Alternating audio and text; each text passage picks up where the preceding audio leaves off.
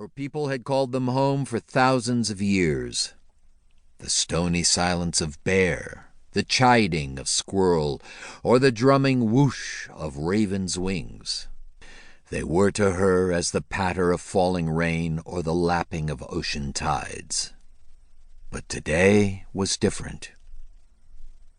She should have known better than to come alone. Tucker had warned her. He ventured out alone all the time with his camera, but he was at least 10 years older, probably more, and he knew the risks. She choked back a sob. If only she'd listened. Head spinning with fear and fatigue, she ducked under, over, and around the towering, tilted trees, many of them 2 or 3 meters wide. It was still light enough to pick her way through, but dark enough that there were no shadows. Millie's lungs felt ready to explode by the time the giant spruces began to give way to thicker undergrowth. There was more light here and a spit of rain. The odor of rotting bull kelp and low tide swirled on the breeze, filling her with a sudden rush of hope. Her skiff came into view as she ran, at the edge of the water less than 200 yards below. If she could just make it to the boat, she might have a chance.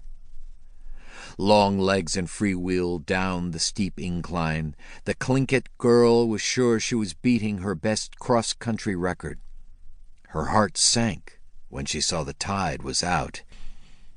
It left the bow of her aluminum skiff on the gravel slope, but the stern still bobbed in the shallows, and the shore fell away quickly into deep water. She prayed her little outboard would be able to pull her off the rocks. Air chambers in the carpet of bladder kelp popped and snapped beneath the soles of her boots as she hit the tide line. She fell twice between the line of driftwood flotsam and the edge of the water. Broken shells and barnacle-covered rocks tore her shredded knees and hands, but she didn't care.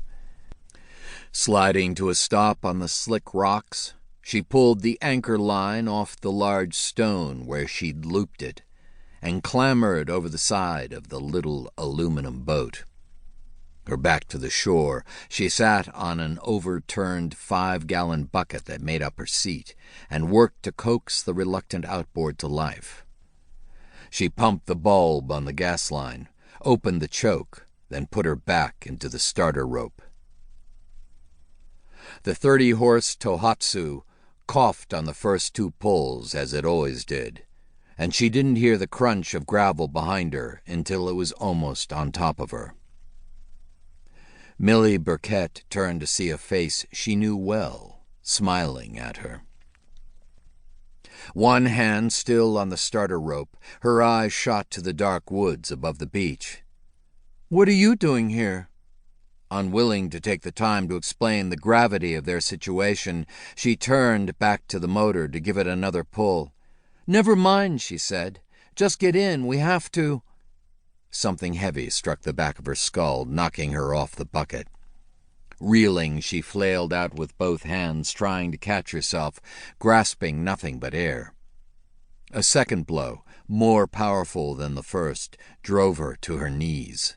A shower of lights exploded behind her eyes. Molten blades inside her brain spun with sickening regularity, pulsing with each beat of her heart. She pitched forward, against the cold deck, vaguely aware of splintered wood and the copper taste of blood. The fleeting image of a rubber boot passed inches from her face, and the heavy ache in her skull dragged her into blackness. The terrifying realization that she'd been stuffed in some kind of sack hit her all at once. Panicking, she jerked from side to side, finally realizing that only by moving her face away from the rough cloth could she get any air. Her hands were bound in front of her, low at her waist.